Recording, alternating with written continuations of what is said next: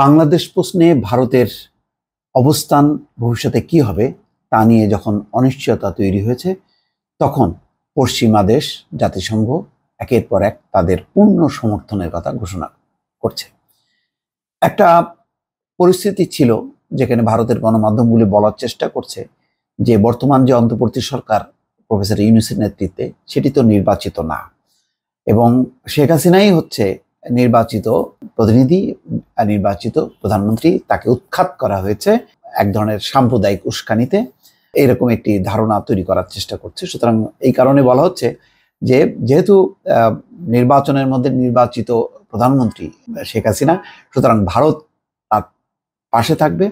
এবং শুরু থেকেই বেশ কিছুদিন সংখ্যালঘু ইস্যুতে সরব ছিল ভারত, এবং প্রধানমন্ত্রী নরেন্দ্র মোদী স্বয়ং সেটি বক্তব্যে বলেছে তাদের স্বাধীনতা দিবস উপলক্ষে, যে জাতির উদ্দেশ্যে ভাষণে, এবং ডক্টর ইউনূসকেও ফোনে তার উদ্বেগের কথা প্রকাশ করেছে। ভবিষ্যতে এইসব ভারতের অবস্থানের একটি রাজনৈতিক কার্যকারণ আছে, সেটা সবাই বোঝে। তার মূল কারণ হলো যে তার যে শেষ এই দক্ষিণ এশিয়ার একমাত্র দেশ ছিল তার হাতে, বাংলাদেশ, সেটিও হাতছাড়া হয়ে গেছে।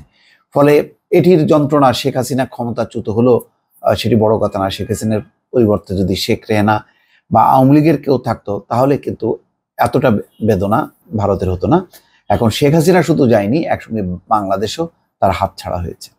এই অবস্থায় অন্তর্বর্তী সরকার একটা চ্যালেঞ্জের মুখে, যে ভারতের মতন একটি এত বড় প্রতিবেশী, তাদের যদি অবস্থান পাল্টে যায় তখন কি হবে।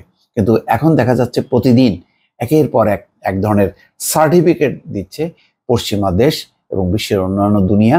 আজকে চীনও আনুষ্ঠানিকভাবে কিন্তু তারা বলল তারা এই সরকারের পাশে আছে, সঙ্গে আছে, ভবিষ্যতে সব রকমের সহযোগিতা করতে তারা প্রস্তুত। আজকে আনুষ্ঠানিকভাবে সেই ঘোষণা করলো। এদিকে পেন্টাগন বলছে পারস্পরিক মূল্যবোধ ও সহযোগিতার ক্ষেত্রে কাজ করতে প্রস্তুত যুক্তরাষ্ট্র। কি বলছে? বর্তমান পরিস্থিতিতে বাংলাদেশে যে কোনো ধরনের সহিংসতা পরিহার করা হবে এবং মানবাধিকার রক্ষা করা হবে বলে আশা প্রকাশ করেছে মার্কিন প্রতিরক্ষা দপ্তর পেন্টাগন। স্থানীয় সময় মঙ্গলবার নিয়মিত প্রেস ব্রিফিংয়ে এমন আশাবাদ ব্যক্ত করেন পেন্টাগনের প্রেস সেক্রেটারি মেজর জেনারেল প্যাট রাইডার। ব্রিফিংয়ে জানতে চাওয়া হয়, নোবেলজয়ী ডক্টর মোহাম্মদ ইউনূসের নেতৃত্বে গঠিত অন্তর্বর্তী সরকারের সঙ্গে বাংলাদেশের সেনাবাহিনী শান্তি ও স্থিতিশীলতা রক্ষায় কাজ করছে, বিষয়টি পেন্টাগন কিভাবে দেখছে। এই ক্রান্তিকালে যুক্তরাষ্ট্র ও বাংলাদেশের সামরিক বাহিনীর মধ্যে কোনো সহযোগিতা বা যোগাযোগ আছে কিনা। জবাবে প্যাট রাইডার বলেন, আপনারা জানেন বাংলাদেশের সঙ্গে যুক্তরাষ্ট্রের প্রতিরক্ষা সম্পর্ক রয়েছে। মুক্ত ও উন্মুক্ত ইন্দো প্রশান্ত মহাসাগরীয় অঞ্চল গড়ার মতো পারস্পরিক মূল্যবোধ ও স্বার্থ সংশ্লিষ্ট ক্ষেত্রে সহযোগিতামূলক কাজের জন্য প্রস্তুত রয়েছি। তবে এই পরিস্থিতিতে যে কোনো ধরনের যোগাযোগের বিষয়ে আমার কাছে এখনই বলার মতো কিছু নেই। কিন্তু সবাই জানে যে সেনাবাহিনী যে সহিংসতা পরিহার করে তারা যে গুলি না চালানোর সিদ্ধান্ত নিয়েছে, এবং তার এই সিদ্ধান্তের 48 ঘন্টার মধ্যে শেখ হাসিনা সরকারের পতন ঘটেছে, এটা পরিষ্কার। এবং এই ক্ষেত্রে অনেকে বিশ্লেষণ করেন যে মার্কিন যুক্তরাষ্ট্রের একটি বক্তব্য আছে, তারা তাদের দূতের মাধ্যমে যে বার্তা দিয়েছে বাংলাদেশকে, যে যদি নিরস্ত্র জনতার উপর গুলি চালানো হয় তাহলে যুক্তরাষ্ট্র সেক্ষেত্রে আন্তর্জাতিক পদক্ষেপ নেবে। ফলে বাংলাদেশ সেনাবাহিনী এমনিতেই জাতিসংঘের একটি অংশ, ফলে এটা একটা আন্তর্জাতিক বাহিনী বলা যায়। সুতরাং তারা বার্তা পরিষ্কার, এবং তাদের নিজস্ব যে সিদ্ধান্ত সেটাও হচ্ছে যে তারা এই ধরনের গণঅভ্যুত্থান বা মানুষের কোনো অবস্থানে তারা গুলি চালাবে না। তো আজকে হয়তো প্রকাশ্যে পেন্টাগনের মুখপাত্র স্বীকার না করলেও এই বার্তাটা কিন্তু পরিষ্কার। পেন্টাগনের সেক্রেটারি বলছেন, বাংলাদেশ সরকারের কথা বলতে গেলে আমরা অবশ্যই এটা প্রত্যাশা করি বাংলাদেশে যে কোনো ধরনের সহিংসতা পরিহার করা হবে এবং মানবাধিকার রক্ষা করা হবে।